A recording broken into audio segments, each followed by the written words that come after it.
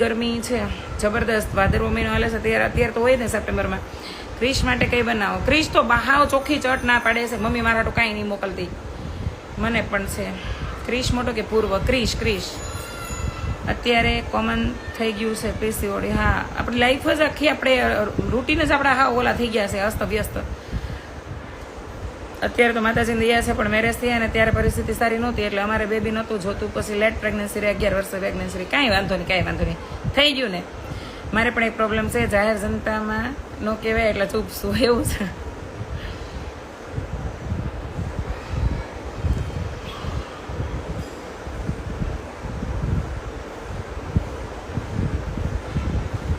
PCOD કેમનું મટે દીદી? એ મૂળમાંથી મળતું જ નથી. કારણ કે એનો તમે કોઈ કોર્સ આવે ને, 3 મહિના સુધીનો કોર્સ આવે, તમે કોર્સ કરો ને એટલે 4 થી 6 મહિના સુધી બધું બરાબર રહી. બરાબર, પાછું તમે દવાઓ બંધ કરો, પાછું તમે ઓલું કરો ને લઈને હાથે એમનેમ થઈ જાય. મને ખ્યાલ છે એમાં ક્યારે ઓલું થતું જ નથી. વચ્ચે તો મને સ્વપ્ન દોષ 2, 3, 4, 5 વર્ષ પહેલા થઈ ગયા. કોરોના સમય દરમિયાન મેં વાત પોતાને શેર કરી હતી કે હું ઓછામાં પૂરું હતું ને તો સ્વપ્ન દોષનો પણ ભોગ બની એમ.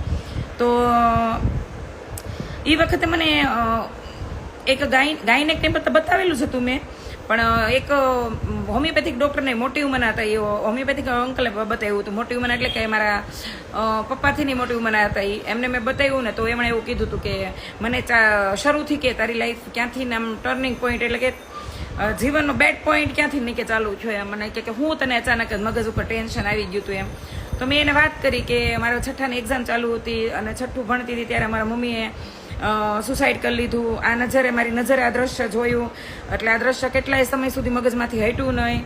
અને પછી અચાનક જ મારી ઉપર ઘરની જવાબદારીઓ અચાનક જ આવી ગઈ, રસોઈ બનાવવાની, ભાઈ બહેનની આતે, અને આ બધી વસ્તુનો ભાર મગજ ઉપર અચાનક જ પડ્યો ને તો આખી લાઈફ માની લો ને કે આખી લાઈફસ્ટાઈલ ચેન્જીસ થઈ ગઈ એક જ દિવસમાં. તો એના લીધે થઈ ગયું એમ. એટલે ડૉક્ટરે બધું મને કીધું કે એના લીધે તમારું જે હોર્મોન ચક્ર હોય ને કે 12 ઉપર તમારો ઘડિયાળનો કાંટો હોય એ 12 ઉપર હોય, પણ તમારી જીવનમાં કોઈ એવું ઘટના ઘટે ને એટલે સીધો 6 ઉપર આવી જાય. એવું તમારી સાથે થયું છે. એટલે આનાથી તમારા હોર્મોન્સ ઇનબેલેન્સ થઈ જાય. એટલે મીન્સ કે પીરિયડ રેગ્યુલર ન આવે એટલે મગજ ચીડચીડિયું થઈ જાય, અચાનક ગુસ્સો આવી જાય, અનિંદ્રાનો ભોગ બનો. એટલે નીંદર તમને આવે નહીં, આવે તો બહુ આવે. ભૂખ એવું થાય તો ભૂખ બહુ લાગે તો બહુ ખાવાનું મન થાય, ન લાગે તો 3, 4 દિવસ તમને ખાવું ન ભાવે, આવું થાય. હું એ વખતની એક વાત કરું. ચાલો તમને આ કિસ્સો તો લગભગ મેં ક્યારેય શેર નથી કર્યો, એટલે આટલા વર્ષોથી લાઈવ કર્યું. પણ મારા મમ્મી રશ્મિ જેટલા હાઈટમાં હતા, 5.5-6 ફૂટની હાઈટ હતી, અને એની જેવું જ બોડી હતું. સેમ મારા મમ્મી જોઈ લે. મારા મમ્મી થોડાક શામ હતા અને મારા બેન રૂપાળી છે, મારા પપ્પા જેવી. બાકી આમ કોપી ટુ કોપી મારા બેન છે. મારી બેન મારા મમ્મી છે. એટલે મારા મમ્મી જ્યારે એને સુસાઇડ કર્યું, એને કે રોશન છાટીને જ્યારે એને દિસવાળી લગાવી દીધી હતી, તો એ જ્યારે બેળા ને ત્યારે એને 11-12 વાર શ્રી કૃષ્ણ શરણમ એમને બોલ્યા, કે દોડ્યા જ નહોતા. એ બેળા તો એની સાડી ઓલી હતી નાયલોનની, તો ચોટી ગયા આખી શરીર ઉપર. તો ગમે એમ સર્જરી કરો તો એ મટે એમ જ કેસ હાજર જ નહોતું થાય એમ. કારણ કે મારા પપ્પાને ને અમારે સારું હતું, મામાને ને બધાને, એટલે સિવિલમાં નહોતા લઈ ગયા, એને પ્રાઇવેટમાં જઈને એડમિટ કર્યા હતા. તો એ જે બેળ્યા હતા ને આખું જે દ્રશ્ય હતું ને એ સતત મહિનાઓ સુધી મારા મગજમાં બેસી ગયું. પછી એ સમય દરમિયાન અમે ગામડે જતા રહ્યા, તો ત્યાં મારા દાદી ખાટલો ઢાળીને ઓસાઈને કોરા સૂતા હોય, ત્યાં અમને 2 બહેનોને સુવડાવે હારે. તો એ સમયે હું જ્યાં સૂતી ને એના ખાટલા ધ્યાનથી સાંભળજો કે મારો ખાટલો હતો ને એની એક્ઝેક્ટ સામે અમારે ફરજો હતો, ઢોરનો ફરજો હતો, આડો ફરજો હતો, ત્યાં ઢોર બાંધતા, ગાયો ભેંસો ને બધું. આ બાજુનો જે ફરજો હતો ને એમાં નિરણ ભરતા ને એની બાજુમાં એક ટીપણું ઊભું હતું. ટીપણાની અંદર અમારે કરોડ ભરેલું હોય, અમારા વાડીએ મશીન ચાલુ કરતા હોય એટલે એનું કરોડ ભરેલું હતું. તો એ ટીપણાની ઉપર કે ન હોય, એની ઉપર એક સલાખો નાખેલો હોય પસેડી જેવું. તો એની ઉપર એ ઢાકેલું હતું ને, તો એ ટીપણાથી લઈને એ જે કેન ઉપર એ પસડી ઢાકેલું હોય ને, તો તમે રાતનું દ્રશ્ય જે અંધારાનું હોય ને, તો મને એ દ્રશ્યમાં સતત એવું ફીલ થતું કે મારા મમ્મી ઊભા છે. બરાબર, સતત રાતે નીંદર ઉડી જાય તો એની ઉપર દ્રષ્ટિ વહી જાય. હું ત્યાં સુધી બીતા હું કે એ મારા મમ્મી છે, એ મને જોવે છે, આવું એમ. બાળ અવસ્થામાં 11 વર્ષની હતી ત્યારે. તો મહિનાઓ સુધી આ વસ્તુ રહ્યું. મારા દાદીને કંઈ ન એકતી મારા અહીં નથી હોવું, મને બીક લાગે છે, આમ તેમ એવું બધું. તો એ જે બાળ અવસ્થામાં જે મગજ ઉપર જે ભાર પડ્યો, અચાનક જવાબદારીઓ આવી, મેં ક્યારે અહીંયા અમારે તો એ પ્રેમસ હતો મેં ક્યારે એ ચાલુ નહોતું કર્યું. ત્યાં અચાનક જે ચૂલા ઉપર રસોઈ ચાલુ કરી દીધી બનાવવાની, મારા પપ્પાનું ટિફિન બનાવવાનું ચાલુ કર્યું, ભાઈ બહેનનું, મારા ભાઈ બેન બે ભણતા, મને ભણતા તાત્કાલિક બંધ થઈ ગયું હતું, એનું ટેન્શન વધ્યું. આ બધા ભાર ઉપર ભાર એક ધારા ટેન્શન પડી ગયા ને તો પીરિયડ અનિયમિત થઈ ગયા. મીન્સ કે હું થઈ હતી તે 16 વર્ષ પૂરા થઈને 17મું બેસતું હતું ત્યારે હું પહેલી વાર પીરિયડ ઉપર થઈ હતી. મારા દાદીમાં એ માનતા કરી હતી ખોડિયાર માતાજીની કે મારી છોકરી બધી રીતે શારીરિક રીતે પૂર્ણ છે તો એને કેમ માસિક નથી આવ્યું આ તે. તો મને યાદ છે કે 17મું વર્ષ ચાલતું હતું હું ટાઈમમાં થઈ પહેલી વાર પીરિયડમાં. તો પહેલી વાર પીરિયડ આવ્યું અને 17 વર્ષ પૂરા થતા હતા મારા લગ્ન થતા હતા. 17 વર્ષ પૂરા થવામાં 1 મહિનો વાર હતી અને એક જ વાર પીરિયડ આવ્યું, 6 મહિના પીરિયડનું આવ્યું. પછી મારા લગ્ન થયા. બધાએ મને એમ કીધું કે તમે આવતા હોય તમે પ્રેગ્નેન્ટ થઈ ગયા તમને ભાઈ એટલું મને સામાન્ય નોલેજ તો છોકરીને હોય જ બરાબર, અને આપ્યું જોઈએ આપણા દાદી અને આંટી અને બધાએ. તો જ્યારે બીજી વાર પીરિયડ આવે ને ત્યાં મને ક્રિશની પ્રેગ્નન્સી રહી ગઈ. એટલે આ બધું હું કામને તમે લઈમાં કહું, આ બધું મારી ફિમેલ ફ્રેન્ડ્સને કહું છું ભાઈ, કે જે લોકો પૂછે છે કે પીસીઓડીનો પ્રોબ્લેમ શું કહેવાય, હોર્મોન્સ ઓલા તમારું થાય એનો શું કહેવાય, એના માટે વાત કરું છું. આ કંઈ નવાઈ નથી, આ દરેક ઘરની આ સમસ્યા છે બરોબર. આજે જે ખોખલી માનસિકતા એ પોતાની ઓલી કહી છે ને કે રૂઢિ રિવાજ ને મર્યાદાને જોડી દીધી છે ને એના માટેની વાત જ નથી. આજે ઊંચી માનસિકતા ધરાવતા લોકોની વાત છે કે જેની પત્ની પાસે એને જવું છે એ પીરિયડમાં થાય છે ખબર છે, પછી પીરિયડ ખરાબ છે એ વસ્તુ ધરાવે છે. તો ખરાબ છે તો તમારી પત્નીને અડાય જ નહીં, પ્રેમિકાને અડાય નહીં, છોકરીને ટચ ન કરે, કારણ કે ખરાબ નથી. ખરાબ હોત ને તો ડોહા તમે વાંઝા રહે. ટૂંકમાં આ કાઠિયાવાડી ભાષામાં, નિર્લજ ભાષામાં, કે એ છોકરી જો ટાઈમમાં ન થતી હોય ને તો તમે વાંઝા રહે. અને એ પ્રોબ્લેમ એ પાછી છોકરીને જ ભોગવાન રહે. તે વાંઝણી આ શબ્દ સાંભળી એટલે શાંતિથી આ વસ્તુને સ્વીકારો. આપણે અત્યારે છે ને 2024માં જીવી છે બરાબર, 1994 નથી જીવતા.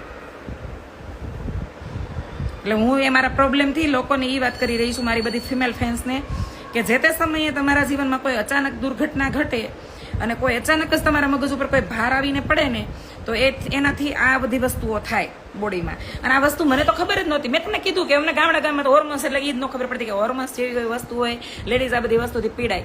સારા ગાયનેક એટલે કિરણબેન ડોબરિયાને પહેલી વાર જ્યારે હું મળી, બહુ સારી ગાયનેક છે, બહુ મોટી ઉંમરના છે. અને મને જ્યારે વાઇટ ડિસ્ચાર્જ થતું હતું તો કે એ વખતે યુરિન ઇન્ફેક્શન થઈ જતું હતું, તો આ વખતે મેં એને વારંવાર ચેકઅપ કરાવ્યું. તો એમણે મને એવું કીધું કે આ પ્રોબ્લેમ તારે છે અને સતતથી કે પૂછોમાં જ હું છેલ્લા 5 વર્ષથી જ મેન્ટલી હેલ્થ મારી સારી થઈ છે અને શારીરિક હેલ્થ તો 5 વર્ષથી જ સારી થઈ છે. કે જેમાં એક કહે ને કે વિચારોની ઉપરના લેવલની પરિભાષા મને જ્યારે ખબર પડી ને ત્યારથી એમ સમજી લો. બાકી એ બધી વસ્તુમાં હું અટવાતી જ ગઈ. ક્યારેક એમ કે માસિક ધર્મમાં થવું એ ખરાબ છે, તો ક્યારેક આપણને એનાથી ને વિરુદ્ધ ભાષા સાંભળવા મળી હોય કે એ તો બહુ સારી વાત છે. નેપાળની અંદર જ્યારે છોકરી કોઈ પહેલી વાર જ પીરિયડ ઉપર આવે ત્યારે એને ત્યાં તો ઉત્સવ મનાવે છે કે હાય છોકરીઓને માતૃત્વ હવે મળશે, એમ માતાજીએ એની ઉપર આશીર્વાદ વરસાયો કે હવે એ માતા બની શકશે, તો એનો ઉત્સવ મનાવે છે. એનાથી હાવ વિભિન્ન અમુક રાજ્યમાં જાઓ તો આ વસ્તુને એકદમ ખરાબ ઠેરાવે છે. એટલે આ વસ્તુ હું સમજી જ નહોતી શકતી, પણ 35 વટી ગયા પછી મને બધી વસ્તુ સમજાઈ ગઈ ધીમે ધીમે બરાબર.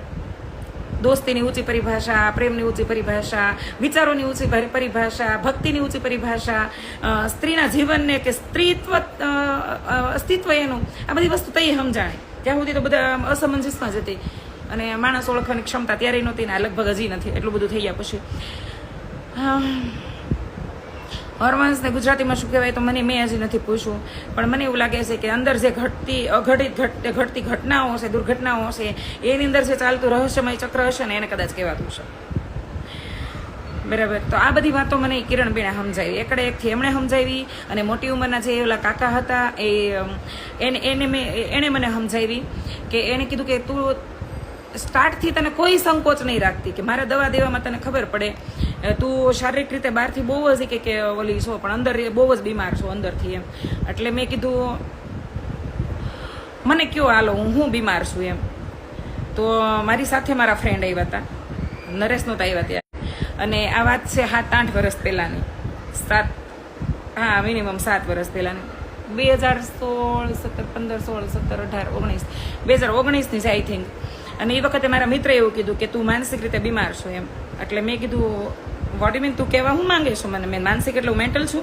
મને એમ ટેન્શન થયું કે મારા મમ્મીએ આપઘાત કર્યો પછી મારા પપ્પાને થોડીક અસર હતી, અને મારી બેનને એવું હતું કે હું બહુ વધારે પડતી વિચારું છું, ઓવર થિંકર છું, તો મારી બેન ક્યાં કે આની અસર મારી બેનને ન થાય એમ.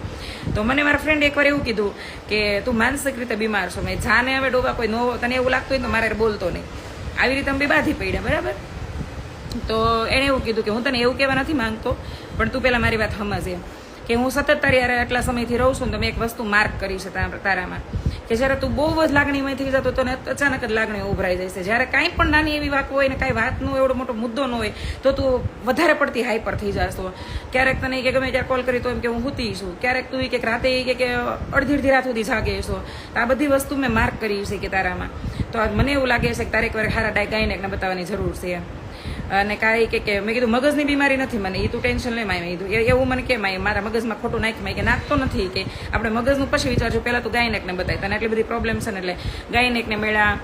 અને સારા ન્યુરોસર્જનને પણ મેં બતાવેલું છે, એવું નથી એમ. કારણ કે મારા મમ્મી પપ્પાને વાત કરીને ને પછી મને મારા હેલ્થની તો બહુ સિરિયસ છું, તો એને બતાવ્યું. એને કીધું ના બધું બરાબર છે, સિટી સ્કેનને બધું કરાવ્યું. પછી આમણે મને કીધું, હોમિયોપેથિકના ડૉક્ટરે જ મને બધી વાત કરી કે જે જીવન જે થયું ને એ બધી વસ્તુ અચાનક ઘટના ઘટી એના લીધે આ બધું થયું છે. અને એક ભાઈ કહે છે કે સુઈ જા આવ્યો તો તું તારા બાપના હામ મેં નથી દીધા, તું હુઈ જા નહીં, તું બ્રાહ્મણ સમાજ તારા અપમાન કરો, હાલતીન થાન મેં તારા બાપના હામ દીધા લાલ કલરની પેનથી ઇન્વિટેશન આપ્યું છે કે હાલ ભાઈ તું મારે લાવી છો, હાલતીન થાને હાલ બ્લોકમાં બેતી ન થાય એટલે મારે બ્લોક લિસ્ટ 10,000 પુગાડવું જ છે.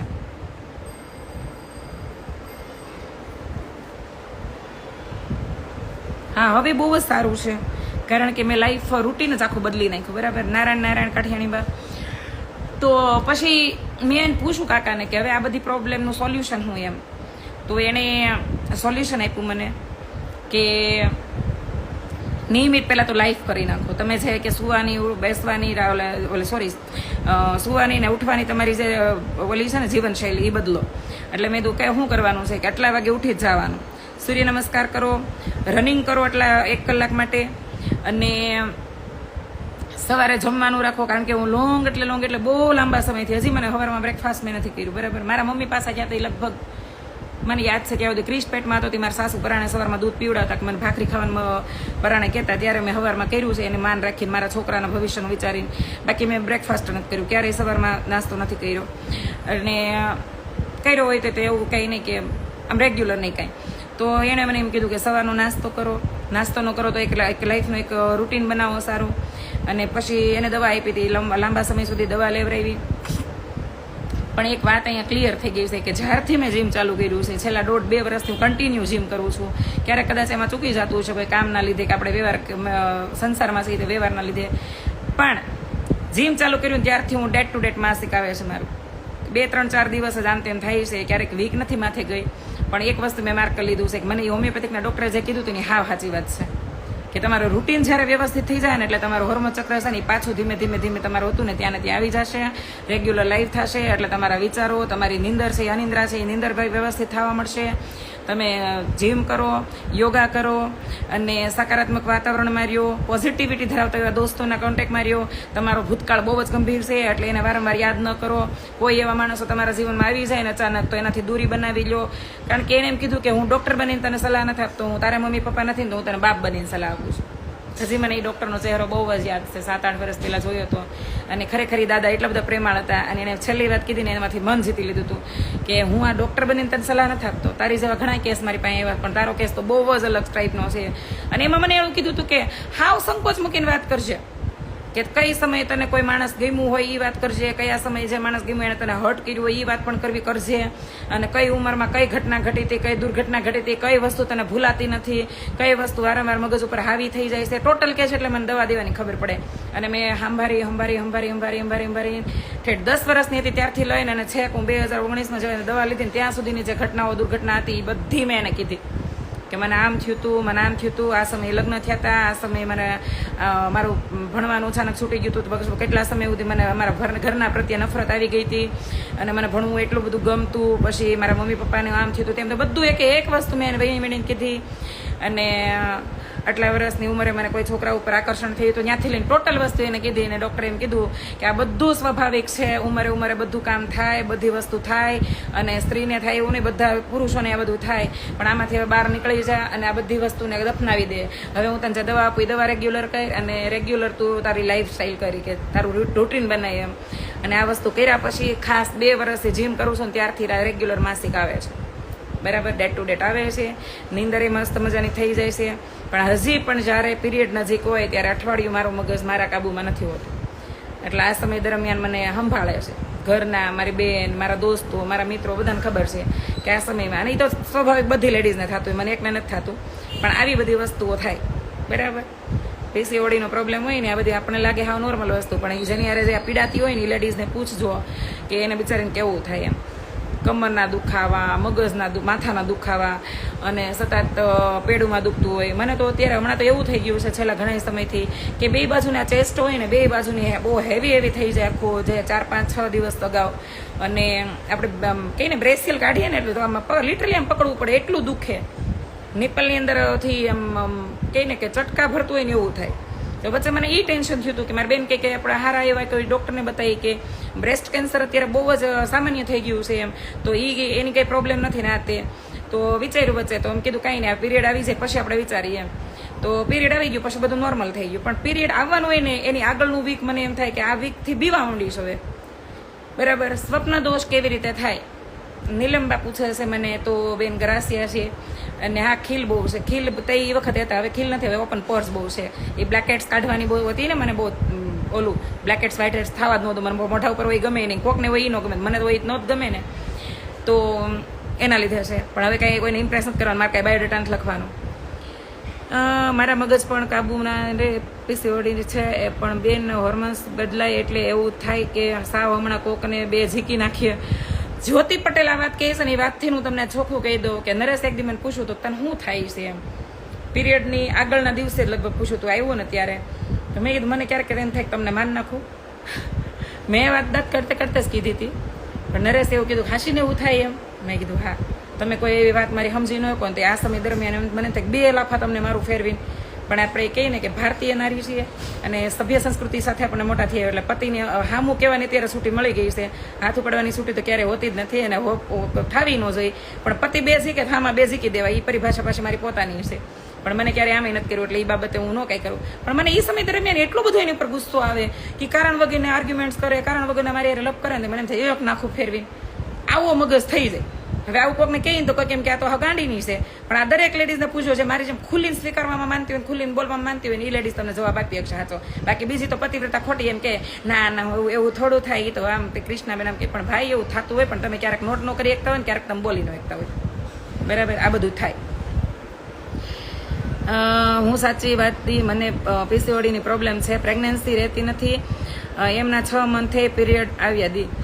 એ એવું થાય જ યાર. મેં ઓપરેશન તાત્કાલિક કર્યું તેને કારણ શું હતું કે મારે કોઈ બાળકની જાણતા મારે પ્રેગ્નન્સી તરત રહી જતી. હું નાની હતી, બોડીમાં કંઈ ઘટતું નહોતું, એટલે પ્રેગ્નન્સી રાખવાનો વિચાર કર્યો ને પૂરવાનો, એ ભેગી જ મને પ્રેગ્નન્સી રહી ગઈ હતી. મને એ ખબર હતી કે ના હાસીન ન નાખું રાજદા, પણ મને એવું હતું કે પૂર્વ નાનો થઈ ગયો છે, 2 સંતાનો છે, મારે 3જું સંતાન જોતું નથી. અને જાણતા જો મને પ્રોટેક્શન લેવું ન ગમે, કોઈ માલાડી વાલાડી કે કોન્ડોમ કે આ બધું યુઝ કરવાને અમને ફાવતું નહીં, બરાબર. કપલ નાની હતી એટલે નો ડાઉટ આ ચાન્સ વધી જાય, તો મારે પ્રોટેક્શન લેવું નહોતું ને સામેવાળાને લેવું ગમતું નહોતું. અમે એવું ડિસિઝન લીધું કે આપણે 2 બાળકો થઈ ગયા છે, તો હવે આપણે આ વસ્તુ નથી કરવી. રણજીતભાઈ તમારા માટે નથી, આ તમે કીધું ને તમે બહુ સભ્ય સમાજમાંથી આવો છો, જ્યાં 10 ગર્લફ્રેન્ડ રાખો છો, પણ ગર્લફ્રેન્ડની પ્રોબ્લેમ નથી સમજતા, એટલે જે ન ફાવતું ત્યાંથી જઈ શકે છે. હું મારો ટોપિક ચેન્જ નહીં કરું. હું આધ્યાત્મિક લેડીઝ નથી ખાલી, હું સામાજિક લેડીઝ છું, અને હું પારિવારિક લેડીઝ છું. હું એક હાઉસવાઈફ છું, એક માઈ છું, એક સ્ત્રી છું, એક પત્ની છું, અને એક નોર્મલ લેડીઝ છું, અને આ બધી સમસ્યાનો સામનો પણ કરી રહી છું. એટલે કહું છું, ન ફાવતું તમે જાઓ, તમે ભાઈ છો, મારે તમારું અપમાન નથી કરવું. બરાબર. રોજ કે ખોડિયાર માતાજી ટોપિક ઉપર હું વાત ન કરી, કારણ કે હું કંઈક બારોટ કે ગઢવી નથી. અહીંયા હું મારી પાસે ફ્રેન્ડ્સ મને સવાલ કરે છે ને એના જવાબ આપી રહી છું. હા, હું ગાયનેક નથી, પણ હું ગાયનેક નથી, પણ મને થયેલા અનુભવો શેર કરી રહી છું. એટલે મજા આવે નહીં રહેજો. બાકી ખોખલી સભ્ય સમાજમાંથી આવતા ખોખલા કહું છું, ખોખલા દેખાડાના સભ્ય સમાજમાંથી આવતા લોકોનું કોઈનું અહીં કામ નથી. કારણ કે હું બધા ખોખલા સભ્ય સમાજના લોકોને ઓળખું છું, જેની બાદ દહ ગર્લફ્રેન્ડ છે ને બબે રખેલું છે લગ્ન પછી, અને બધાને આ પ્રોબ્લેમનો સામનો કર્યો છે. બધાની ફ્રેન્ડોએ, વાઈફોએ અને ગર્લફ્રેન્ડોએ રખેલું એ બધાએ, તો તમે આ વસ્તુ સ્વીકારતા નથી. ખાલી એની પાસે હા દીકા કરો છો. એટલે નીકળો અહીંથી. અહીંયા હું આ પીડાઓનો સામનો કેવી રીતે કરવો ને એની વાત કરી રહી છું. મરચા લાગે છે બધાને, ગુસ્સો કરો દીદી. મરચા નહીં, શરમ આવી જોઈએ. તમને બધાને ખબર હશે આ બધી વસ્તુ. 2 દિવસ પહેલા કોકે કીધું હતું એ કે તમે 2 બાળકની સલાહ દીધી, એ ભાઈની મેં આઈડી જોઈ, ભાઈને હું સારી રીતે પાસે ઓળખું છું. એ કે 2 બાળકની સલાહ દીધી, તમને લાગે ક્યાંય કમાણી ન હોય કેમ કરું? મેં બે ગર્લફ્રેન્ડો રાખું તો એ કમાણી ક્યાં થાય તમારી? તઈ તમારે કમાણી નથી નડતી. બાર 2 ગર્લફ્રેન્ડો રાખો છો ને? મેં લગ્ન પછી એક ઘર હાલે ઘણાયના મેં જોયું છે બાય. તઈ તમને કઈ પ્રોબ્લેમ નથી થતી. તમને મેં બીજું બાળક લાવવામાં પ્રોબ્લેમ થાય છે. મને આ ફાલતુ આર્ગ્યુમેન્ટ નહીં કરતા મારી યાર, નીકળો અહીંથી. શરમ બગીના. મેં બપોરના લાઈવમાં કીધું છે મને એક જતી કે કોઈ સતી દેખાડી જો, હું ખોડિયારમાં દીવો પછી કરે. જો અત્યારે કોઈક જતી મને મળી જાય ને તો જતી એવો જોઈએ છે ઓઢાજામ જેવો હોય, અને સતી એવી હોવી જોઈએ જે તોરલ જેવી હોય. બરાબર? આવા કોઈ પુરુષ કે સ્ત્રી મળે ને એ મને દેખાડજો. સારું છે મેં સ્વપ્ન દોષની વાલા બેને વાત કરીને સ્વપ્ન દોષ ઉપર વાત નથી કરી, નકર આ સ્વીકારી જ ન એક તમે. એના માટે ભણવું પડે, એના માટે ગાયનેક બનવું પડે, ડોક્ટર બનવું પડે, અને તો જ મગજમાં સમજાય આ વાતું. અને એના માટે એવી સ્ત્રી બનવું જોઈએ પડે, અને એવી સ્ત્રી જ આ વસ્તુ સમજે કે જેને આ બધી વસ્તુની સમસ્યાના સામના કરી રહી છે. બરાબર? હાલી મેળવશે. કેટલી વાર કીધું છે કે સત્ય જાણવાની કોશિશ ત્યારે જ કરવી જ્યારે સત્ય સ્વીકારવાની તમારામાં ક્ષમતા હોય. બરાબર? સત્ય જાણવું હોય પણ એ પછી ક્ષમતા ન હોય એવી. હા, ખેમરા લોડણ છે, કીધું જ ખરું, સતી બતાવો એવા. પીસીઓડી નું સોલ્યુશન માત્ર ઈ જ છે જાની વિધિ દોષ જોશી, કે એના માટે તમારી લાઈફ છે રેગ્યુલર કરવી પડે. અને વિજયભાઈ રબારી, હું તમને ચોખ્ખું કહું છું, કિસ્સું ન લખો. મારે તમને બ્લોક કરવાનો કઈ મતલબ નથી. હું તમારી કોઈની કિસ્સું નથી. અને બેન કયો તમે, હું તમને ભાઈ કે મારે કોઈને અહીંયા કોઈને કઈ ફેરા નથી ફરવાના. દોગલા જાજા છે દુનિયામાં. આવા દોગલા લોકોથી હું દૂર જ છું. મારો 10,000 નું જે ભરાવા આવી રહ્યું છે ને તે બ્લોક લિસ્ટ, એમાં બધા દોગલા જ પડ્યા છે, જેને બધું જોઈએ છે પણ સ્વીકારવું કઈ નથી. ફરમાઈશ બધાને લેવામાં આવશે, બેનનો મગજ નહીં હાલે તો. રાજવા આ સમયમાં દોગલા વધી ગયા છે. પાશુભાઈ આહિર દાય શું કામ સડે ખબર છે કે બધી વસ્તુની ખબર હોવા છતાં આ બધી વસ્તુ કરે. એક ભાઈ લખે કિશુ બા, હાલો તમે બ્લોક લિસ્ટમાં વેજો, મારે તમારે બાઈ નથી થવું અને હું ગ્રાસણી નથી. બરોબર? નીકળો. હર હર મહાદેવ ડાયરાને. પીસીઓડી શ્યોર થઈ શકે મને એ નથી ખબર, પણ મને એટલી ખબર પડી કે આ બધી સમસ્યાનો સામનો માત્ર ને માત્ર મેં જીમ કર્યું ને પછી કરી શકીએ. અને હાવ મૂળમાંથી ને હજી નહોતું ગયું. 10-20% હજી આનો અસર છે જ મારા બોડીમાં, પણ 80% હું આમાંથી બહાર નીકળી ગઈ છું. તો તમે જીમ કરો, થાય એટલું જીમ કરો, અને લાઈફ છે ને એ રેગ્યુલર કરો, એટલે આ બધી વસ્તુનો સામનો એની હાથે જ સોલ્યુશન આવી જશે. બરાબર? હવે વાત કરી રહીશું સ્વપ્ન દોષ ઉપર. ધ્યાનથી સાંભળજો. મગજમાં તમારામાં ઝીલવાની ક્ષમતા હોય ને તો સાંભળજો, નો ક્ષમતા હોય તો નીકળજો. મારે જરૂર નથી કોઈની. હું આ ભગવાને ગણીને જ મને બનાવ્યા, ચૂનીને જ બનાવી છે કે એને મને ઘડીને ત્યારે બધી વસ્તુનો પ્રોબ્લેમનો સામનો મારા એકલામાં જ કરવાનો નાખ્યો હશે. બરાબર? નકર એટલી બધી બહેનું છે તો કોક એકાદી બેન નહીં આપે ને. પણ સ્વપ્ન દોષનો શિકાર ક્યારે બની એ હું તમને કહી દઉં. બરાબર? 17 વર્ષની ઉંમરે જયારે લગ્ન થયા ને મારા, ત્યારે સ્વાભાવિક છે કે અરેન્જ મેરેજ હતા. જયારે કોઈ માણસ 1% મને કોઈ સેક્સનું નોલેજ નહોતું ત્યારે મારા લગ્ન થયા છે. બરાબર? 1% નહોતું એટલે મેં લગ્ન પહેલા મારા જીવનમાં કોઈ એવી વાત જ નથી સાંભળી. કરવાનું બહુ દૂર રહ્યું. બરાબર? ખુલીને કઈ વાત નહોતી. ભાભી નહોતા મારી ઉપર, મમ્મી હતા નહીં. મમ્મી હોતો એ વખતે બહુ સભ્ય સમાજમાં આપણે ગણાતા, એટલે એવી વાતો ઘરમાં થતી જ નહીં. લવ શબ્દનો ઉલ્લેખ ન થતો ઘરમાં. ગમે એવું માણસ ગમતું હોય તો પણ પ્રેમ શબ્દ ખાલી ચોપડીમાં જ વાંચવામાં આવતો. એ વખતે એવા ઘરમાં મારી પરવરિશ થઈ છે. એટલે એ બહુ દૂર નહોતું. મમ્મી નહોતા, ભાભી નહોતા, મોટી બેન નહોતી, કોઈ નહોતું. એટલે મને કોઈ નોલેજ નહોતું. અને 17 વર્ષની ઉંમર હોય એટલે આ ઉંમરે કોઈ જાણવાનો અધિકારી ન હોય કે કોઈ તમને પૂછો. અને ફ્રેન્ડો મેં પહેલા મારા લગ્ન થયા હતા, પછી મારી ફ્રેન્ડોના કોઈના 12મા મહિનામાં, કોઈના બીજા મહિનામાં એમ લગ્ન થયા હતા. 18 વર્ષે 19 વર્ષે તે જ થતા સામાન્ય લગ્ન. પણ એ વખતે લગ્ન થયા એટલે સ્વાભાવિક છે કે તમે અંદરથી સ્વીકારી ન હોય. સેક્સ કરવું ગમતું ન હોય, સામેનો પુરુષ નો ગમતો હોય, આકર્ષણ ન થયું હોય, અને સ્વીકારી ન શકાય હોય, આ બધું થયું હોય. બરાબર? એ વખતે તો આ વસ્તુ ગમતી નહીં. પેલા સ્વીકારી ન શકાય, ગમતી નહીં. એ સમય દરમિયાન પહેલી જ વારમાં માતા બન્યા. પહેલી જ વાર દરમિયાન સેક્સ દરમિયાન મા બન્યા પછી તો લાંબો સમય થઈ ગયો. 18-19 વર્ષની ઉંમર થઈ ગઈ, 20 વર્ષની, 21-22. આ સમય દરમિયાન ખબર પડવા માંડી, ઈચ્છાઓ આ તે, એનું નોલેજ વધ્યું, બધું થયું. પણ જે અંદરની જે સ્ત્રી હતી ને, જે લાંબા, મેં ઘણી વાર ચોખવટ કરીને દેખ્યું કેપ્શનમાં કે મારા લાઈવમાં કે વિડીયો થ્રુ, કે બહુ લાંબા સમય સુધી હું આ સંબંધને સ્વીકારી નહોતી શકી. અત્યારે આ સંબંધને દિલથી નિભાવી રહીશું અને માણી રહીશું, પણ ઘણા લાંબા સમય સુધી આ સંબંધ હું સ્વીકારી નહોતી શકી, બરાબર. અને એ વખતે જેને 20 વર્ષ 22 વર્ષ 25 વર્ષ પહેલા જેને અરેન્જ મેરેજ થયા છે ને, એ બધી કપલને આ પ્રોબ્લેમનો સામનો કરવો જ પડ્યો હશે. ભાગ્ય કોઈ કપલ છે કે એને સ્વીકાર્યું કે અમે આ કપલનો સામનો કર્યો, બાકી કર્યો નથી. આજે એને મર્યાદાની ભાષામાં જકડીને રાખ્યું છે, બાકી એ સ્વીકાર્યું જ નથી. કારણ કે અચાનક જ એક જ વાર મળેલા કે અને 4 વાર વાત કરેલા પુરુષને સ્ત્રીને ભેગા કરી દેવાથી પ્રેમ નથી થઈ જતો. પ્રેમ તો માણસને જાણવાથી થાય, એને ઓળખવાથી થાય, એની અમુક આદતોથી થાય, બરાબર. અને અટ્રેક્શન થયા પહેલા તમે એને હગાયું કરી નાખ્યું એટલે આ વસ્તુ સ્વીકારવી અસામાન્ય છે. તો એ વખતે નહોતી સ્વીકારી શકી. એ સમય દરમિયાન ઈચ્છાઓ વધી 22 વર્ષ પછી કે ખબર પડી આ તે. પણ આ વસ્તુ એક એવા વાતાવરણમાં મોટી થઈ હતી કે આ વસ્તુ ગંદી છે. સેક્સને ગંદી રીતે દર્શાવેલું હતું મારી નજરમાં કે બહુ ગંદુ છે, આ ન કરાય, આ ન કરવું, અને ન ગમતો પુરુષ તમને અડે તો સ્વાભાવિક એક સ્ત્રીને ન ગમતી હોય વસ્તુ. તો આ બધી વસ્તુઓ થઈ ત્યારે મારી સાથે. એ સમય દરમિયાન જ્યારે દિવસની નિંદર થતી, એ દિવસની નિંદર દરમિયાન કોઈ પણ વ્યક્તિ હોય, ખાસ ધ્યાનથી સાંભળજો, સ્ત્રી હોય કે પુરુષ હોય, એવું નથી પુરુષ હોય તો જ એને મગજમાં લઈને એને સ્વપ્ન દોષ થઈ જાય. કોઈ સ્ત્રી હારી હોય ને, હોટ એન્ડ સેક્સી દેખાતી હોય, એ સ્ત્રી નજરમાં આવે ને તો એ સ્વપ્ન દોષ થઈ જાય. સ્વપ્ન દોષ એટલે એ બીજા પાર્ટનર વગર થતું સેક્સ, જે નિંદ્રામાં અર્ધ નિંદ્રામાં થતું સેક્સ, બરાબર.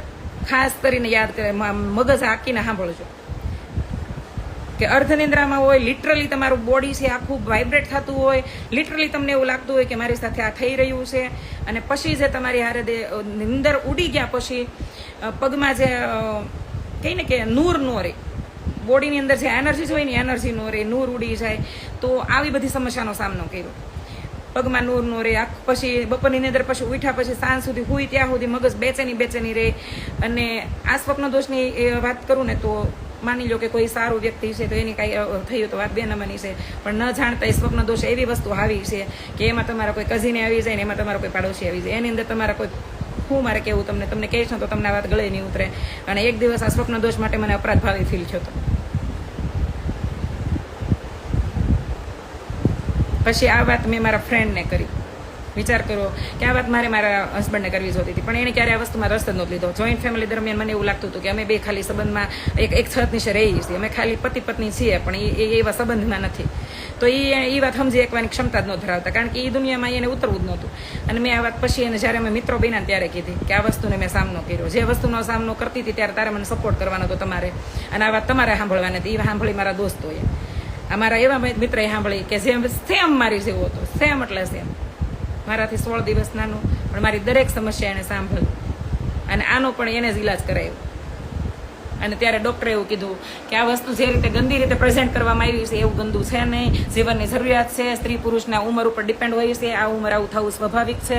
તો ખુલ્લીને મનની વાત કરો, ખુલ્લીને સેક્સ કરો, ખુલ્લીને તમે આ કરો તે કરો, ફલાણું ઢીકડું પૂછડું બધું મને સમજાયું, બરાબર. તો આપણે એવા ફાલતુ સમાજમાંથી આવી છીએ કે મેં હમણાં કીધું એમ જેમ કે 12 ગર્લફ્રેન્ડ જોઈએ છીએ, અઠવાડિયામાં 4 વાર સેક્સ કરવા જોઈએ છીએ, પત્ની જોઈએ છીએ, બાળકો જોઈએ છીએ. અને જો તમારા મનની વાત ખુલીને કરી દીધી ને તમારી પ્રેમિકા એક તમારી પત્નીએ, તો તમે ખુલીને સ્વીકારી નથી શકતા. આટલા ખોખલીના છો. હું બહુ લકી છું કે આટલા વર્ષ પછી તો આટલા વર્ષ પછી આજે મારી બધી વાત અને બધી પીડાઓ એ સાંભળે છે, સ્વીકારે છે, સપોર્ટ કરે છે અને થયેલી ભૂલોને માફી કરે છે. આવા પુરુષ હારે ભગવાને મારો નાતો છોડી દીધો.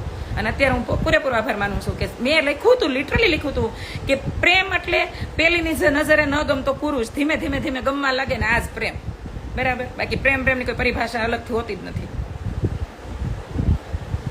આજે ખોખલો સમાજ છે આપણો. આ ખોખલા સમાજમાં હું કે ઘણી વાર મને એવું લાગે કે હું આધ્યાત્મિકતાની વાત પર પીરસી રહી છું કે અંદરથી કોઈ લાગણી વાળી વાત પીરસી રહી છું, તો ખરેખર આ સમાજ આ વાતને સ્વીકાર કરશે ખરો?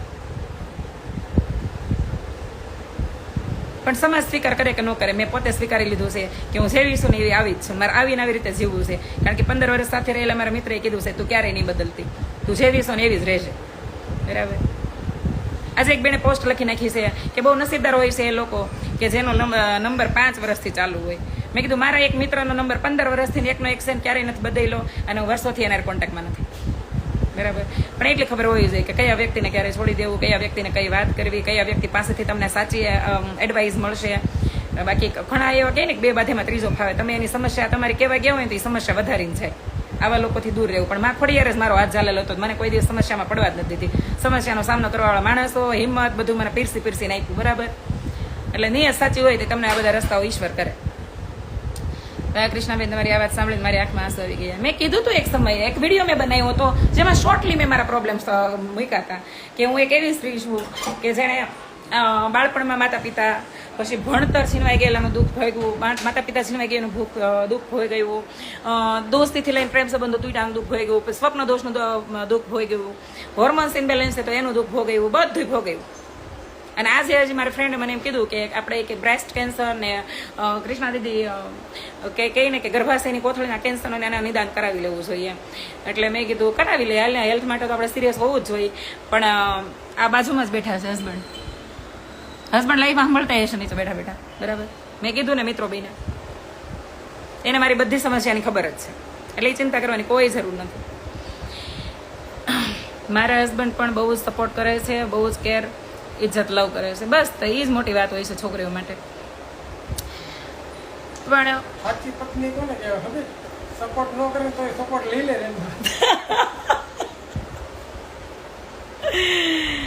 હીરા તો ભી ચમકતા હે જબ તરાશા જાય. તમારો ફ્રેન્ડને ક્યારેક લાઈવમાં નથી લાવતા, એ સોશિયલ મીડિયા હેન્ડલ નથી કરતો, એ બિઝનેસ કરે છે. બેન 2006 થી ફોન વાપરું છું, હજુ એ જ નંબર છે મારી પાસે ને ક્યારેય સાયલેન્ટ નથી કરવો પડ્યો. Good, very good. હું સુવાની તૈયારીમાં હતી, બોલો તમારું લાઈવ આવ્યું તો નીંદર ઉડી ગઈ. લાઈવ શેર કરજો, મારે સાંભળવું રહી ગયું છે. હવે મારે અલગથી પાછું તમારા માટે શેર કરવાનું છે, બરોબર. વાહ નરેશભાઈ. આજે મારી ફ્રેન્ડ જલ્પા ગજેરા એનો કોલ આવ્યો હતો કે મેં ગર્ભાશયની કોથળીનું એક કેન્સરનો રિપોર્ટ કરાવ્યો કૃષ્ણા દીદી. અઠવાડિયા પહેલા રિપોર્ટ ગયો તો મુંબઈથી રિપોર્ટ થઈને આવ્યો હોય કે નોર્મલ છે, પણ તમે એક કરાવી નાખો કે 35 વર્ષ પછી કે બહુ બધી સમસ્યા હશે, દર 8 મિનિટે એક સ્ત્રીને કેન્સર થાય છે એમ આપણા દેશમાં. મેં કીધું સારું ચાલો તું કહેશો ને તો કરાવી નાખું. પછી મેં એમ કીધું, મેં કીધું કે રિપોર્ટ જ્યારે ગયો તો કરાવવાનો આવ્યો તે સમય દરમિયાન તે મનમાં શું વિચારો કર્યા? એટલે કે મને તો બહુ વિશ્વાસ નહોતા, પણ કે રજની એના હસબન્ડ કે રજનીએ એવું કીધું કે હે રિપોર્ટમાં કેન્સર આવશે તો કે આ વાત મગજ ઉપર લાગી ગઈ ને કે એક અઠવાડિયામાં 1.5 કિલો વજન ઉતરી ગયું. મેં આવું જ હોય છે, આપણે ગૌઢીએ કીધું છે ને કે દેખાનું ઝેર છે, આ ખબર પડ્યાનું જ ઝેર છે. ખબર ન પડે ત્યાં સુધી તો ઓલ ઇઝ વેલ વાળું આપણે કીધું જ છે ને. પણ મેં કીધું હું બનાવીશ કરાવીશ રિપોર્ટ. પણ એ કે મેં કીધું રિપોર્ટ કરાવ્યા દરમિયાન એક વસ્તુનો સામનો કરવાનો રાખવાનો, બરાબર. મેં કેમ કીધું કે જ્યારે તમે કોઈ પ્રેમમાં પડો ને પછી તમે એને એકરાર કરો ને કે આઈ લવ યુ, પછી તમારે આઈ હેટ યુ સાંભળવાની તેવડ રાખવાની. કેવું હોય ને તો એને જેવું છે કે રિપોર્ટ કરાવો ને તો તમારે એ વસ્તુની તૈયારીમાં રહેવું કે રિપોર્ટ નોર્મલ નહીં આવે તો પછી તમે આવા જીરવી શકશો, તમારો પરિવારને તમે સંભાળી શકશો. જો આ ક્ષમતા હોય તો રિપોર્ટ કરાવો, નકર જે માલે છે ને બંધ બાજી હાલવા જાય 2 3 5 નીકળશે તો જોયું જાય, બરાબર. તો મને કે મેં કીધું જો મને તો રિપોર્ટ નોર્મલ નહીં આવે ને તો મેં તો મારી જિંદગીનો આનંદ લીધો હશે. બાળપણમાં જે વસ્તુ નથી મળી ને એ બધી મને યુવાની કાળ દરમિયાન મળી ગઈ છે. જીવનમાં 2 સંતાનની માતા થઈ અને 2 સંતાનો યંગ થઈ ગયા, એની ખુશી છે, આત્મસંતોષ છે. કદાચ અચાનક મોત આવે, મોત તો સનાતન સત્ય છે ભાઈ, એને સ્વીકારવું જ પડે. આ ખાલી વાતોમાં નથી, આ હકીકત છે. એને સ્વીકારવું જ પડે, એને હામી સત્ય જ ગળે લગાડવું પડે, ત્યાંથી ભાગવું ન પડે, કારણ કે ઈશ્વર તો તમને ગમે ત્યાં ગોતલી તમારું આવ્યું હોય ને ત્યારે. તો મેં કીધું કાંઈ નહીં, રિપોર્ટ નોર્મલ આવશે તો વાંધો નહીં, આપણે માતાજીને યાદ કર્યા હશે એ સાબિત થાય. અને કદાચની રિપોર્ટ નોર્મલ નહીં આવે તો માની લેવું કે જિંદગી આખી આપણે આમાં જ કર્યા હશે ને, હજી કંઈક બાકી રહી ગયું છે તો આપણે કર્મનું ફળ ભોગવી લેશું, બરાબર, સ્વીકારી લેશું. પણ જિંદગીમાં જીવન જીવાને એનો આત્મસંતોષ બહુ રહે કે મનને ગમતું તે જ કર્યું, મનને ગમતું તે મળ્યું બધું અને પામ્યું અને આનંદ માણ્યો, જીવન જીવા. 2 દીકરાની માતા બન્યા અને દરેકના દિલ જીતી લીધા. જે ઘરે ગમતા હતા, નહોતા ગમતા, હારે રહ્યા ન રહ્યા, એ બધાયના જાણતા કે અજાણતા મન જીતી શક્યા. આટલી ક્ષમતા આપી ઈશ્વરે આપણને, તો ઈશ્વરનો આભાર માનીને મરશું. એ કે સાચી વાત છે, એ કે કૃષ્ણાબેન કે બસ તો એ કરાવશું એ રિપોર્ટ. કારણ કે મને આજે એવો વિચાર આવ્યો છે જે તમારી યારે વ્યક્ત કરી રહી છું કે એક વીક દરમિયાન, એક વીક પહેલા અમે ગણપતિના દાદાની નગરયાત્રા દરમિયાન હું એક પૂજાને મળી. પૂજા તો વારંવાર વિડીયો બનાવીશું, હું ને પૂજા. તો પૂજાને મેં કીધું કેમ તારો મોઢા ઉપર નૂર નથી? મેં કીધું બધું તબિયત બરાબર છે ને? એટલે કે દીદી મેં કે રસી લીધી છે આજે, એના લીધે બોડીમાં કે થોડીક ઓલી છે, એનર્જી નથી, એમ બોડી લૂઝ છે. મેં કીધું ઓકે, શેની રસી લીધી? ત્યારે એણે પણ મને કેન્સરની જ વાત કરી. મેં કીધું ઓકે. પછી રિદ્ધિએ મને ડૉક્ટર પવાસિયાની આઈડી મોકલી કે દીદી હારાડા ગાયનેક છે અને બાપ વગરની દીકરીને બધાને ફ્રીમાં ડિલિવરી કરી આવી આપે છે, તો તમે ક્યારેક કે મુલાકાત કરજો. મેં ચોક્કસ, આપણને એવા ડૉક્ટરો ગમે કે જે આવી રીતે નિસ્વાર્થ ભાવે સેવા કરી રહ્યા છે. તો એ વાત કરી તો એણે એમ કીધું તમારે અહીંયા રિપોર્ટ કરાવી લેજો. આ વાત એને જ મારા મગજમાં નાખી. આજે 3જી વાર સતત 15 દિવસની દરમિયાન 3જી વાર મારી દોસ્તો 3 મારી ફ્રેન્ડો છે અને 3જી વાર મને આજે જલપાઈ આ વાત કરીને એ વિસ્તારથી કરી. એટલે મને એવો વિચાર આવ્યો કે માતાજી કોઈ મને એંધાણ નથી આપતા ને, ઈશારો નથી કરી રહ્યા ને, કે સતત મારી મિત્રો થ્રુ મને આ વાત કરવા મળી રહી છે કે તમે રિપોર્ટ કરાવો, તમે રિપોર્ટ કરાવો. તો મેં કીધું હાલો જાયગા અહીંયાથી હવાર કરીને અને આ એંધાણને પકડો. ઈશ્વર ક્યારે આમ કરી નથી આવતા, પણ તમને એંધાણ મોકલે. તો મેં પકડી લીધો છે અને આવતા સન્ડે સુધીમાં હું રિપોર્ટ કરાવવાની છું. મેં એને પૂછ્યું રિપોર્ટમાં કોઈ પેઇન વેન થાય, એટલે કે હા કે તમારી ગર્ભાશયની કોથળીમાં એ લોકો કે બેરું કર્યા વગરનું જો કે લે કે માંસ, તો એ કે થોડું કે નોર્મલ પેન થાય, કે હું સહન કરી કે તમે તો કરી જ જાઓ કે, એટલે કે તમારે કંઈ બેરું કરવાની જરૂર નહીં પડે. તમે વાંધો નહીં હાલો ભાઈ. ડિલિવરીના દુઃખ સહન કર્યા છે, ડિલિવરી દરમિયાન ક્રિસ્ટ વખતે 13%, પૂર્વ વખતે 9%, આ પીડાઓ સહન કરી જ છે, ઘણી પીડાઓ સહન કરી જ છે આપણે સ્ત્રી બનીને. તો મેં હવે આપણે પોતાના ખ્યાલ માટે કરીએ છીએ. તો મેં કાંઈ વાંધો નહીં હાલો જઈ આવીશ. તો હવે આ વીકમાં જ મેં વિચાર્યું છે કે ડૉક્ટર પવાસી અથવા તો ડૉક્ટર પલ હોસ્પિટલમાં હું અપોઇન્ટમેન્ટ લઈ લઉં અને રિપોર્ટ કરાવું. બરાબર. આ વાત મારે કોઈને શેર નહોતી કરવી, પણ આજે મને એવું થયું કે આજે જો વાત હેલ્થની જ નીકળી હતી, શરૂઆતથી જ હેલ્થનો ટોપિક હતો, તો મેં તમારે આ શેર કરી છે. એવા કંઈ એંધાણ નથી. માતાજીને કહેજો હજી ઘણા લઈ કરવાના બાકી છે. દુઆ કરજો તમે બધા. આપણો ભૂતકાળ પાર્ટનર એ બીજા વ્યક્તિ કહે એ પહેલાં ખુદ આપણે જ કહી દે તો વિશ્વાસ અતૂટ થાય. હા યાર, મેં બધી વસ્તુ મારી પોતાની રીતે સ્વીકારી. લઈ હોય તોય ભલે, કારણ કે હું લઈમાં ન કે તોય મારા દુશ્મનોનો પાર નહોતો. જાણતા તો બન્યા હતા, પણ અજાણતા એટલા મીઠા દુશ્મનો બની ગયા હતા. એ કંઈક ને કંઈક અહીંયા આવીને પીરસત. કોઈ બીજા પીરસે પેલા મેં જ પીરસ્યું. સ્વીકારો હાલો.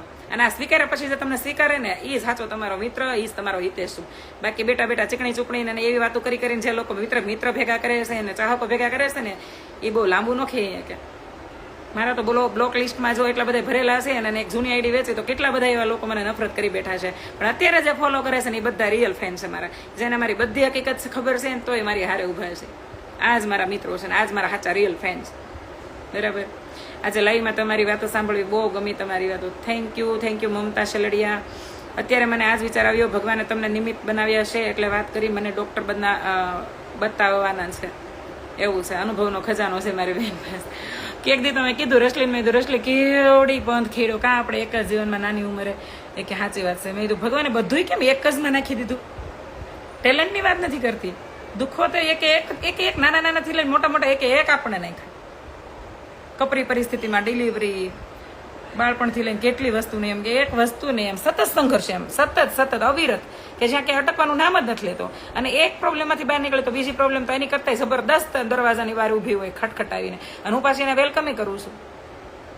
એટલે આ બધી વસ્તુ છે, વેલકમ જ કહેવાય ને. કે અત્યારે મારી 3 ફ્રેન્ડોએ કીધું છે 2-3 દિવસના ગાળે રિપોર્ટનું, તો અત્યારે હું આ વેલકમ જ કર્યું કહેવાય ને. કે જાણતા હું જે કરાવી રહી છું એની ખબર છે કે આ રિપોર્ટ છે એ નોર્મલ જ આવશે. કદાચ મારા મન મારા મા ખોડિયારે મારી માએ મનોબળ મક્કમ કરીને ગયા છે, પણ મારી હારે રહેનારા લોકો આ બધી વસ્તુ સ્વીકારશે. કારણ કે અત્યારે લોકો માંદા વધારે એટલે જ પડી જાય છે કે એ સત્ય નથી સ્વીકારી શકતા. સ્વીકારી લેવાનું. બરાબર, સાચી વાત છે. નિંદર ઉડી ગઈ હો. આ લઈ સહારે કરજો, લેટ થઈ ગયું દી બહુ કરી. બેન, ખાંડ કેટલા દિવસ ના ખાઈએ તો વેટ લોસ થાય? સતત 3 મહિના ખાંડ ન લ્યો તો તમારું ઘરે રનિંગ કરો, સવારમાં હાલવાનું 1 કલાક રાખો ને તો તમારું 10 કિલો વજન એમનો ઉતરી જાય. 3 જ મહિનામાં 10 થી 15 ઉતરે, પણ હું 10 કિલોનું કહું છું. બરાબર. મને એક અમારા ટિકટોક દરમિયાન એક મારા મિત્રએ એક વિડીયો મોકલ્યો હતો કે કૃષ્ણા તારા માટે આ ગીત બનેલું છે એવું લાગે છે મને. મેં કહ્યું કે મહત્વ કરીને એક સોંગ આવ્યું છે, રામ મોરી છે એના લેખક, અને તું સાંભળજે. એના શબ્દો હતા કાંઈ ઘટે જ નહીં. મેં એના વિડીયો પણ બનાવ્યા હતા ટિકટોકમાં કે મેં તો જીવતર જાણીને જેને પહેર્યું રે લોલ, કહું મોહતું કે કહું લેર્યું રે લોલ. કે એ લેર્યું છે કે મોહતું છે મને ખબર જ ન પડી. એમ એ શબ્દો એવું કહેવા માંગે છે કે આ જીવતર દરમિયાન આ જીવન મેં એવું લેર્યું ઓઢ્યું કે જે દેખાવમાં બહુ સુંદર છે પણ એ મોહતા જેવું છે એમ. બરાબર. એટલે આવું જીવન હોય છે. બેન, હું અત્યારે અમેરિકામાં 24 કલાક કામ કરીને આવ્યો હોય તોય તમારું લાઈવ સાંભળું છું, મજા આવે છે.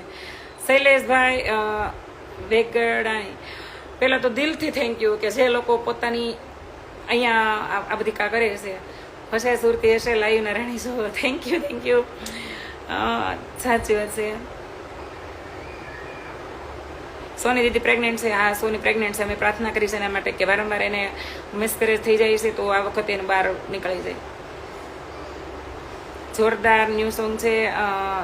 મેં દિલથી સાંભળ્યું છે. બહુ જ સરસ છે કે એમાં એક સ્ત્રી આઈ થિંક એ બહુ સભ્ય સમાજની સ્ત્રીને એમાં દેખાડવામાં આવી છે કે મેં હમણાં કીધું એમ જેમ સભ્ય એવો કે ખાલી દેખાવમાં સભ્ય હોય. સભ્યતાની પરિભાષા મારી નજરમાં એવી છે કે જેવા તમે રીલમાં છો ને એવા રિયલમાં દેખાવ એ સભ્યતા.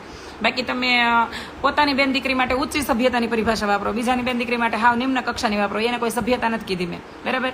તો અને સભ્યતાની રક્ષા કરવી ને એ પણ માનવ ધર્મ છે. તો એ સોંગમાં એ જ દેખાડવામાં આવ્યું છે કે બહુ સારા ઘરની એક સ્ત્રી છે જે બહુ બહારથી સારું જીવન જીવી રહી છે એવું દેખાય છે બધાને, પણ એનું અંદરનું જીવન છે એકદમ ઉથલ પાથલ છે અને એકદમ નિર્દય છે કે રોજ એવી ઉઠીને અને પોતાની અંદર એક પોતાની અંદરની રહેલી સ્ત્રીની રોજ હત્યા કરી રહી છે. એ ટાઈપ બનાવેલું છે. એના વર્ડ્સ બી એટલા મસ્ત છે. અને ફિલ્મ આવેલું છે કાઠિયાવાડમાં, કોઈ ગામના અમારા દેહમાં કાઠિયાવાડના ઘર હોય ને એમાં, તો એકવાર જોજો તમે, મહત્વ લખજો એટલે આવશે. અને બહુ મસ્ત છે સોંગ. હાવ નાનું એવું શોર્ટ મૂવી છે, એ તમે સાંભળજો કે એની ત્યાં જે કાંગસિયાણી આવે છે ને એમ કહી જાય છે કે તારા કરતાં તો હું સારું જીવન જીવું છું, મારી મરજીથી તો જીવી રહી છું એમ. એટલે આવું કઈ જાય છે. બહુ મસ્ત છે, એકવાર જોજો. આની અંદર મને પૂરેપૂરું મારું જીવન દેખાય છે અને મારા જીવનમાં થયેલા દરેક અનુભવો દેખાણા. એટલે મારા મિત્રએ સજેસ્ટ કર્યું હતું કે આ સાંભળજે, તારું જીવન જ આનંદ ગણેલું છે આ ગીતમાં અને તું જે જીવી રહી છો ને અને આ ગીતના શબ્દો બહુ સારા છે. તો મેં સાંભળ્યું હતું ને ટિકટોક સમય દરમિયાન મેં ત્રણે કડીના 3 વિડીયો બનાવ્યા હતા ટિકટોકના. ક્યાં નહીં થાય બેન ખોડિયારમાં તમારે રખો ભાઈ. થેન્ક યુ ભાઈ. હવે સુઈ જાઓ, નહીં તો અમે નહીં સુઈ શકીએ દીદી. ઓકે ચલો ચાલો. હસબન્ડ પણ આવી ગયા છે. હવે એની થોડીક સીભાજોડી કરું ને. અને 11:15 થઈ ગયા છે. કાલે જીમ જવાનું છે સવારે અને નવરાત્રી સુધી તો કન્ટિન્યુ જીમ થાય છે. માઇન્ડ